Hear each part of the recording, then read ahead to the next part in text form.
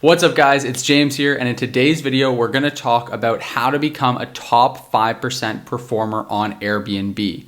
I'm going to show you how you can take your listing, whether you're buying it, managing it, whatever it might be, and turn it into a top 5% listing, meaning that you're outperforming 95% of the other hosts in your area. Now, this is going to be an incredibly useful video for any of you who want to invest in Airbnbs or who want to manage properties on Airbnb. You know, with the most recent investment that I made into a property that we're using as an Airbnb, I got that property and our projections showed that the worst case scenario for the property was going to be $50,000 a year. Now with those numbers, the ROI, the return on investment, was still astronomical, so it made sense to go ahead with. But leveraging the strategy I'm going to talk to you about in this video, we've been able to get the property booked at $80,000 in total revenue just between June and middle of September. So that's obviously a lot better than expected. That means that this property, if it keeps trending the way it's trending right now, we're going to earn somewhere between $60,000 and $80,000 in net cash flow, meaning that's the profit that we're making after we pay for all the expenses, the cleaning expenses, the mortgage, the taxes, insurance, absolutely everything on this property. Now, obviously for a lot of people, that would be an incredible life-changing amount. That means that you could replace your income or a big chunk of it with one single property. And it really boils down to finding the right property and then leveraging what I'm going to be talking about in this video to turn it into a top 5% performer. Now, if you are interested in actually investing in properties for Airbnb, replacing your income doing it, building up a really great portfolio of heavy cash flowing short-term rental properties, then just click the link down below to schedule a quick 15-minute chat with me. Myself and my business partner, Riley, we're going to be working with a really small, intimate group of students over the next 6 months, helping them to grow their short-term rental portfolio or start investing in short-term rentals if they haven't yet started. So we're going to be doing that in a private mentorship format, a really small, tight-knit group of students. It's very selective, but if it's something that you're interested in, and you want to learn more about how you could potentially work with us and get the chance to have us investing with you side by side, then just click the link down below and schedule a quick 15-minute chat where we can talk and figure out whether or not it would be a good fit.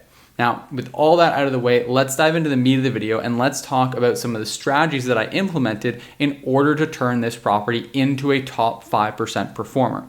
Now, one of the really big ones is taking that property and furnishing it and decorating it, designing it in the ideal way. Now, I talk about this in a lot more detail in other videos, but that's one of the foundational pieces there, is making sure the property is set up to be as attractive as possible to the ideal guests that you're trying to attract. Meaning that we add things, amenities that the guests care about that are going to cause them to book our listings over others. So those are things like board games, maybe a hot tub, a sauna, these different amenities, and it ultimately depends on what type of guest you're trying to attract. If, for example, for us, we're trying to attract families and groups of friends, then board games, yard games, all these cool things, a projection movie theater, kayaks, ping pong table, those things can add a lot of value to those guests and they can get us a lot of bookings. So the return on spending the money on those items is going to be really, really big. Whereas if we had a business travel listing, something that's catering to specifically business travelers coming in for a couple days or a week to do their work in a different city, well, then they're not going to really want a cornhole set there. So buying one isn't going to make any sense. You'd be a lot better off investing in a higher speed internet package or some different items, like, for example, having them have fresh coffee there ready for them to have at the beginning of their stay. There's different amenities for different types of guests. So that's really the foundational piece. Now, the second thing is getting the right photos. And in order to get top 5% worthy material photos, you need to really know what you're doing and what you're looking for. It's not enough to just hire a professional photographer. It's certainly not enough to take amateur photos yourself. You need to invest the money, whether it's $100, $200, sometimes even $300 into a professional photographer. And a lot of people think that that's where it ends, that if you hire a professional photographer, they're going to come, they're going to get you all the right photos, and you're going to be off to the races. But the reality is that's what the top 75th percentile is doing. That's what the top 25% of the market is doing. If we're talking about really going above and beyond and becoming the top 5%, then it's really not even about spending more money to get a better photographer. It's really about having the right list of shots that you give to your photographer, the right idea of exactly what your goal is with the photos. And so again, we talk a lot more about that with our students, but really it revolves around getting the right photos with the right lighting, the right types of photos, shot the right way. And a professional photographer, a real estate photographer, isn't going to know what you need. They're just going to know how to deliver. They know how to shoot photos great, but they don't know how to get the right photos or what photos are necessary for Airbnb. So the reality is you need to have a proven system for giving that photographer the guidance they need to get all the shots. That's crucial. Photography is really, really, really important. Now, next thing comes to optimizing your listing. That's the other big component here to making this listing perform, is obviously just optimizing it. And that goes for everything from the way you structure your photos and lay them out. We have a specific methodology for exactly what order your photos should be in, and especially which photo you should use for your cover photo. Because ultimately, you need to understand Airbnb's algorithm and how it performs in order to game it, in order to not take advantage of it, but really just leverage it to your advantage so that you can then go and perform really, really well. Now, part of that's going to be, I'll talk a little bit more later on in this video about that algorithm in a bit more detail, but part of that is making sure that you get a high click-through rate on your listing. Airbnb wants to optimize and promote the properties that are getting them the most bookings, because that's how Airbnb makes their money. And the first step of that process of getting your property booked is having people click through. And the two main factors to getting people to do that are the cover photo and the listing title.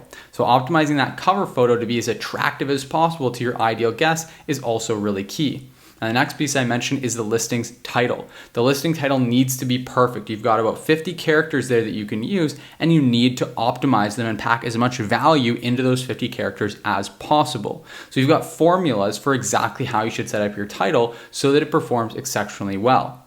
Now, the next piece is your listing's description. You want that to be as detailed as possible, and you want to be able to allow guests to easily gather all the information they need. There's nothing worse than having a big, huge wall of text in your description, because no guest is going to take the time to read through that. They're going to take one look at it, maybe read a sentence or two, and then abandon the process entirely. You want them to be able to grab the information that they need quickly and easily from that description. Now, the next step is pricing strategy, and that has a lot to do as well with what I mentioned before, Airbnb's algorithm and how it works. So there's a different pricing strategy that you're going to want to adopt when you're first launching your listing compared to when you've got it up and running for a few months.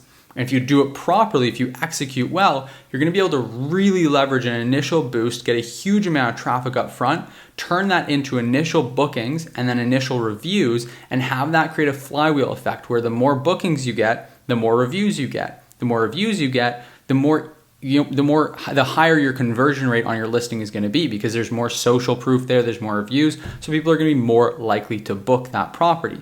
Now, because people are more likely to book that property, you can then increase your rates and you can command more. When you increase your rates, you still get more bookings, and then you get those bookings turning into more reviews. More reviews means you're going to get more traffic, and then again, you can repeat the same cycle over and over again. And that's how you really build a listing up to be a top 5% or even a top 1% performer. It doesn't take long, it just takes the right strategy. Overall, your pricing strategy also needs to be a data-driven pricing strategy. This means having the tools to know exactly where you're at relative to where you should be. A lot of people have this idea in their mind, a lot of hosts think that they should just be aiming for 100% occupancy, or they think that it's fair enough to just guesstimate that they'll be at about 70% throughout the year and try to aim for that. The reality is you're going to have different occupancy rate targets for different seasonal periods out of the year. Some months of the year you are aiming for 100% occupancy. Other months you are aiming for 70%. But it's really about combining those two and knowing what months you're aiming for what goal, so that you can tell well in advance how you're doing relative to that target and adjust prices accordingly.